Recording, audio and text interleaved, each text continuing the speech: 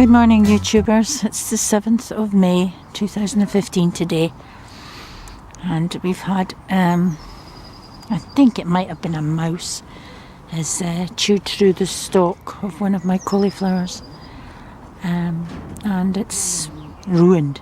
However, I did keep some spare ones, and just over there behind Michael, I'll put that one in. Actually, I've got 3 more spares, so I think it was a mouse. Bear with me, sorry for the wobbly camera. And a mouse had a go at that one as well. But I think that one's going to be okay, because I don't think they got the heart of it. So I think that one would be okay, as you notice. Right, Michael's going to replant that cauliflower. I'm pretty certain that that is a cauliflower I'm putting in, but being as the label's blown off, I can't be certain, but it looks, well, all brassicas look the same, but I'm taking a chance here, but it doesn't matter. I mean, if it's something else, we'll be happy with that as well.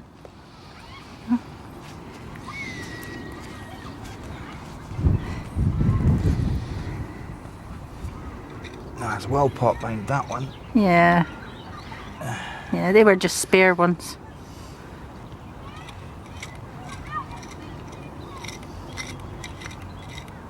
Just check that there's no eggs on it from the caterpillar, because it was out in the open. Sorry, I'm saying from a caterpillar. From the cabbage whitefly. Well, what am I looking for? Just little eggs on the leaves. On the undersides or what? Yeah, it all looks clear to me, but... Yeah, that looks clean. It looks fine, Mum. Yeah, okay. That's fine then. Hello again, YouTubers. Today's a weeding day.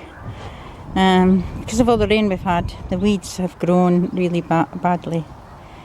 Or really well, should I say, not badly, really well. And so I've just been weeding this strawberry patch here.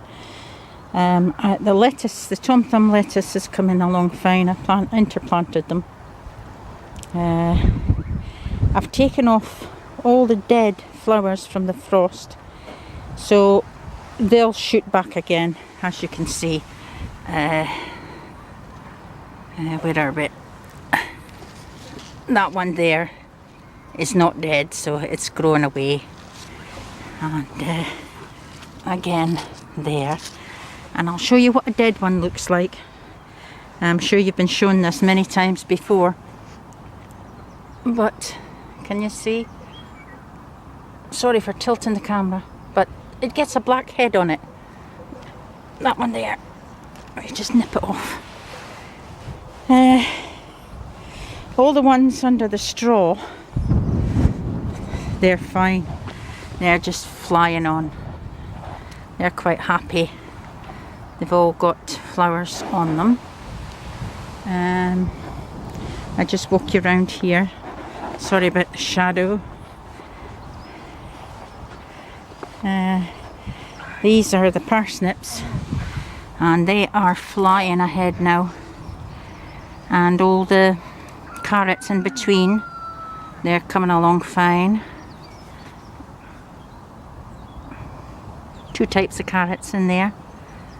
Resist the fly. I made 2 rows, but one's a bit sparse, that one's a bit sparse. But at least I don't have to thin them. And then these other ones at the side, they are the little bowl, little salad carrots. Atlas is the name of them. And they're growing away lovely. So I'm keeping them covered. I've only uncovered them to weed them, and I'm going to keep them covered because I don't like the thought of carrot root fly, you know.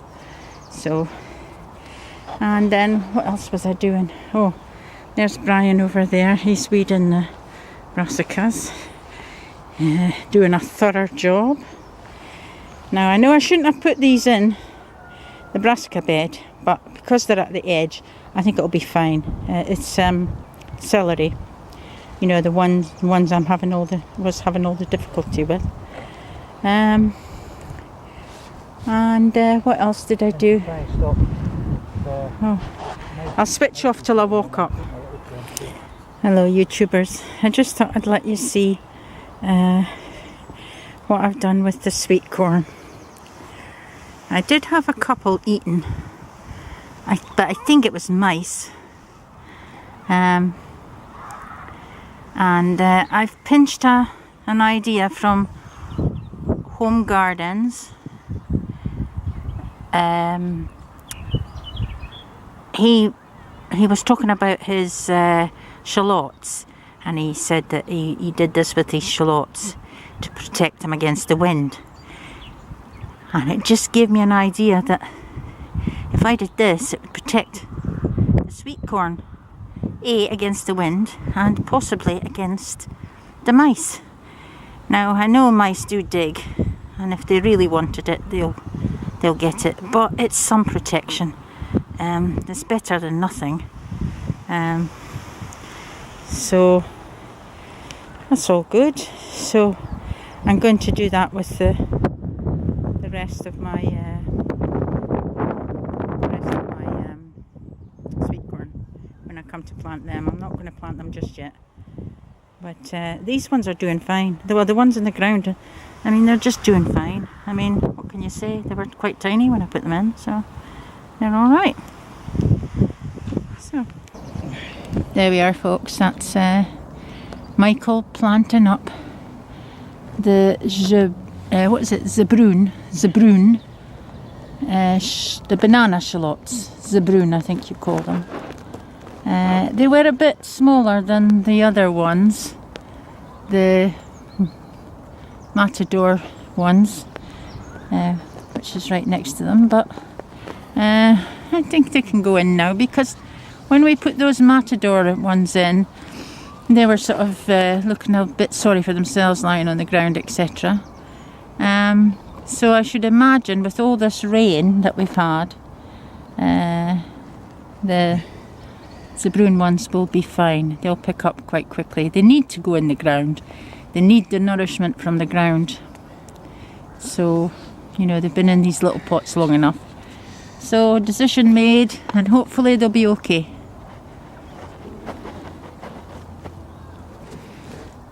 Different camera angle.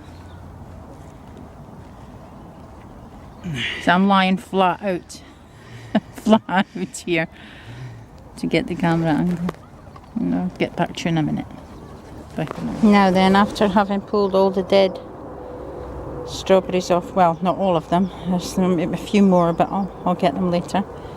I've just fed all the strawberries with Grow More, because when they're fruiting, they need plenty of nutrients, and they've been sitting in here all year long. It was all compost I put in here, so they lived on that, but now it's time to give them a good feed. And because we're due some more rain, I'm not going to water it in. There's no point, because it's probably going to rain tonight, so that'll be fine. And Michael is planting some more calendulas. I sowed calendulas in here, but I'm not sure whether they will come up or not, so I'm planting some all the way along,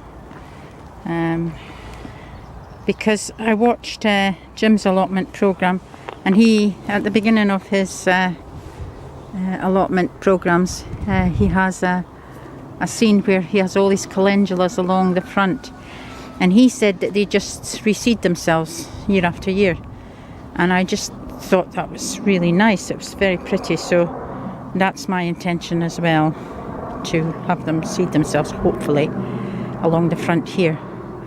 Now they're off to a good start. So I sowed them, I think it was about February time, so they will be flowering soon, and it will make a nice border for the flower bed, I think, anyway. Well, folks, the pond liner came one day early.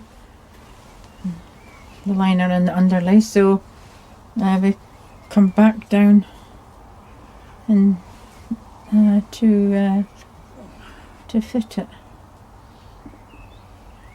They're just tidying up the edges a little bit, and then they can put the liner in. I'll get back to you in a bit. That's Michael placing in the underlay. See, this is well over, so we're going to have to cut. And that's them starting to put the pond liner in. I think Now, can we fold it a minute? we've got plenty of pond liner, I think. Just fold it in half. But we'll see. 10. Okay, folks, that's I'm starting to fill it up. How many? I 10 don't was know, it? 10, 15, 10, 10, say 10. 10 watering cans to do that bit down there. So they might not get it all filled tonight. Might not. Definitely won't. It just gets bigger and bigger. Yeah. Oh well.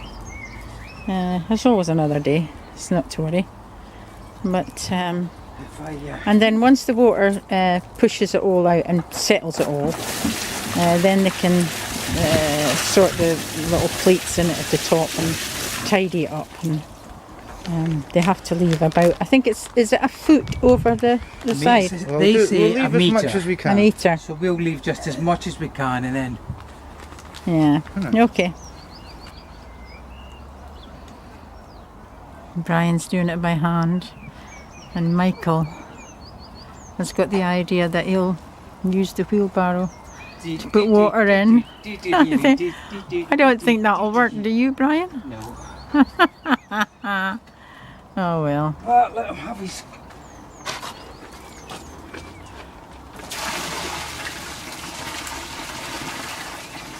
It's 34, and that'll be 35. Yes, it's getting near the bottom of that. Yeah, but doesn't it fill up again? Yes, but we're dragging it out more than what. We leave that to him, and then more water will come during the night. Yeah, it's going to rain, so it will fill up a little bit more, and just let it all settle. I mean, the water's a bit cloudy at the moment, but once it all settles down to the bottom, it'll be quite clear. So Isn't that what frogs like though? Dirty water like that? yeah, but I don't like dirty water. Yeah, the thing is, this will have. Anyway, we're going to pack up now and go home. Other chemicals in it, and as you leave it, Hopefully it'll rain that quite a just bit set tonight away out and the road. fill it up a little bit more. Less work we'll have to do tomorrow. chlorine. Bye for now. Hi YouTubers, it's the 8th of May 2015 today, and we're back down the allotment, and we've made a few decisions. We've decided to lift the paths that we just made because we want that stones for the outside of the pond, and then I can buy cheaper big slabs for the paths, because we were at B&Q this morning and they wanted £6.12 for a slab which was very, very similar to that, so I wasn't prepared to pay that because it would just cost me the earth to go around this pond. So we don't want expensive slabs for paths. I mean, this slab here, it's going to be ideal for that, for around the pond. So that's what we're going to do anyway today, and I'll get back to you when we've done a bit more. We're still filling the pond, and then we've got to trim all round the pond liner, and then start setting the slabs, and we'll have to measure and see if we've got enough slabs to do that, but I think we might have. Anyway, bye for now. So Brian's going to plant these marigolds. I don't think we'll get any more frost. About 4 inches apart, Brian. I don't think we'll get any more frost now. Sorry, he's come right in front of the camera. I'm hoping that we don't get any more frost now, because it's very warm today, very balmy. 14 degrees it was coming to the allotment today. So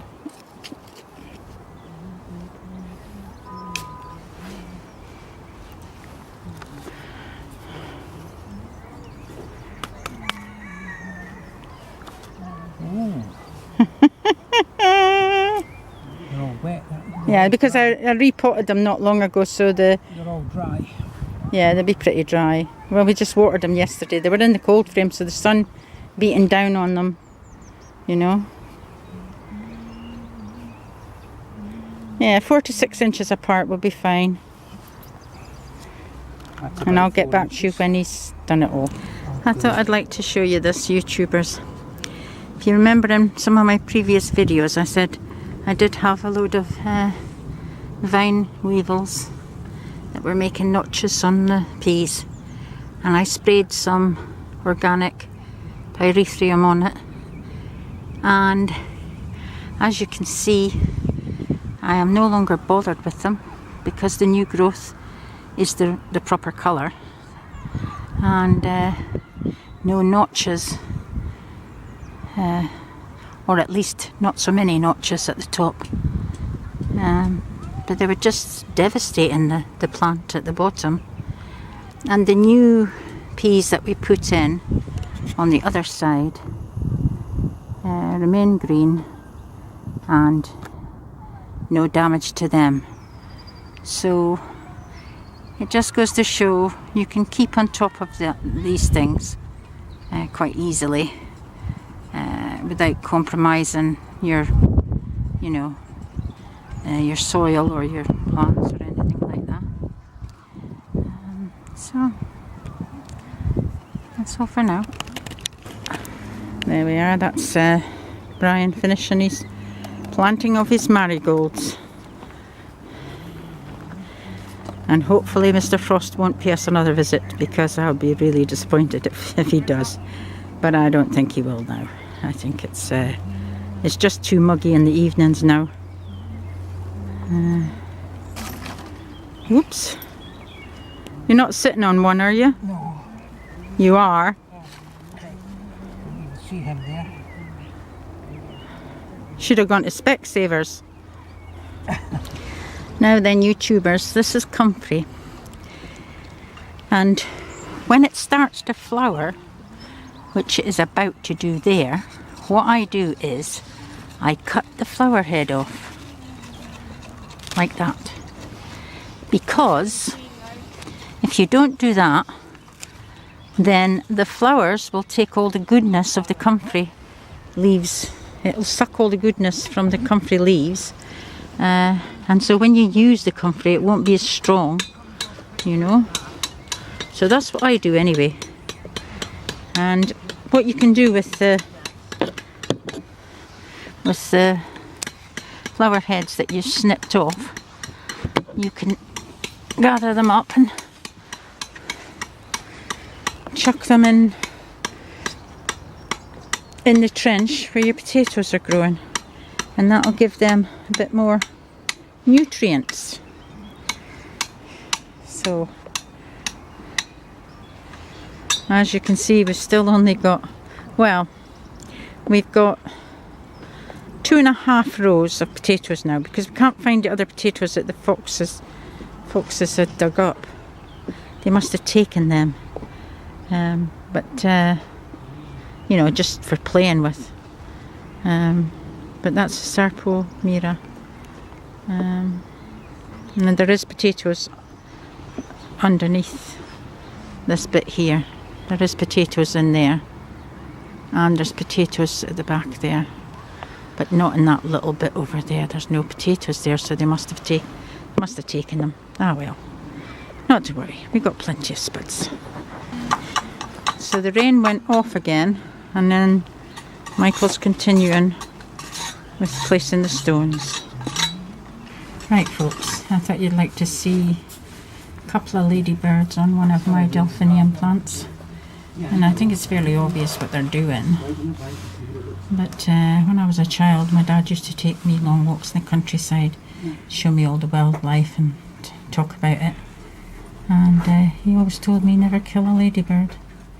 because they're good for the garden, and touch wood, I never have. Sorry about this, and I may have stepped on one or two, and but I've never deliberately gone out and killed a ladybird. So that's good, because she'll be laying her eggs all over my plants, and I'll be happy about that.